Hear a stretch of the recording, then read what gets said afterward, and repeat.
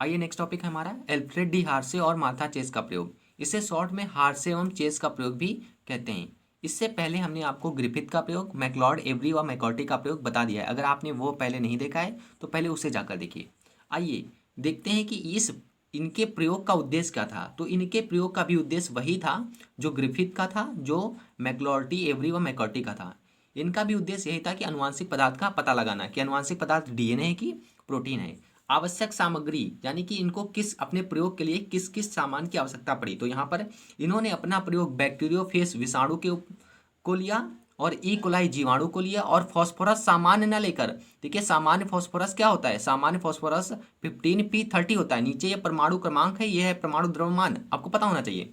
तो इन्होंने फास्फोरस 32 लिया और सल्फर 35 लिया। इन सभी चीज़ों की इनको जरूरत पड़ी इस प्रयोग को करने के लिए।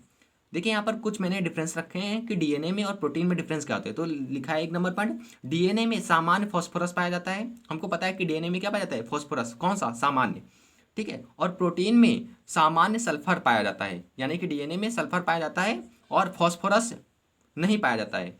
यानी कि प्रोटीन में फास्फोरस नहीं पाया जाता है और डीएनए में सल्फर नहीं पाया जाता है। ये दोनों पहले अंतर आप अच्छे से क्लियर कर लीजिए।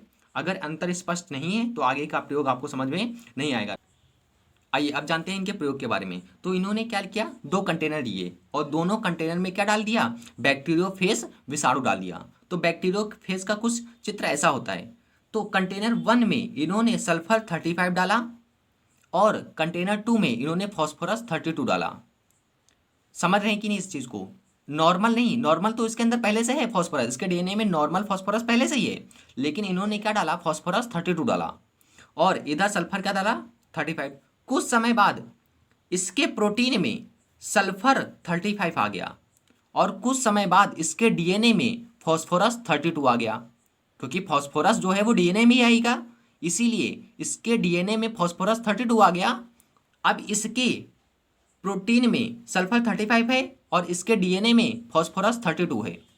तो नेक्स्ट देखिए, कंटेनर 1 से कुछ बैक्टीरियोफेज निकाले और ई कोलाई वाले जीवाणु के ऊपर हमने लाकर डाल दिया। ये ई कोलाई वाला जीवाणु है। और कंटेनर 2 से भी हमने कुछ बैक्टीरियोफेज निकाले और ई कोलाई के ऊपर लाकर छोड़ दिया। कुछ समय बाद इस बैक्टीरियोफेज ने क्या किया, प्रजनन किया।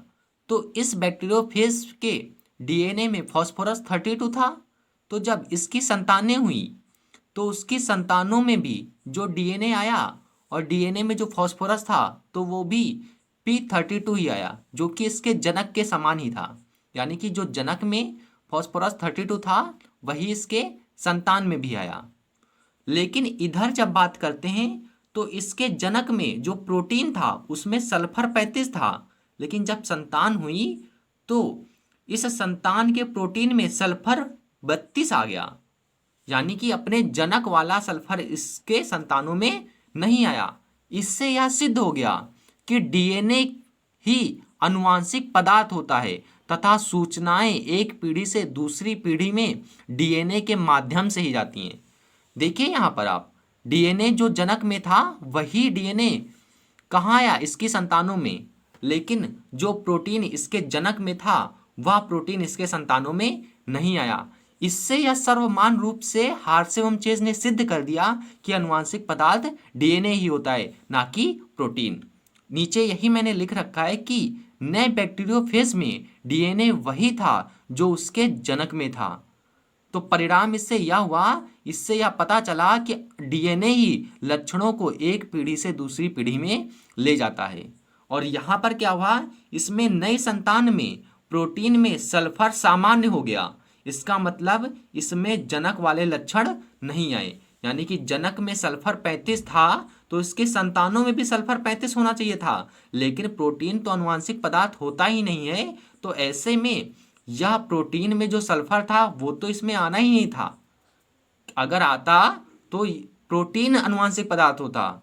समझ रहे हैं कि नहीं इस चीज को। तो परिणाम यहां से क्या निकला, प्रोटीन लक्षणों को एक पीढ़ी से दूसरी पीढ़ी में नहीं ले जाता। तो क्वेश्चन इंपॉर्टेंट है कि सर्वमान रूप से हार्से और चेज ने यह सिद्ध कर दिया कि डीएनए ही अनुवांशिक पदार्थ होता है।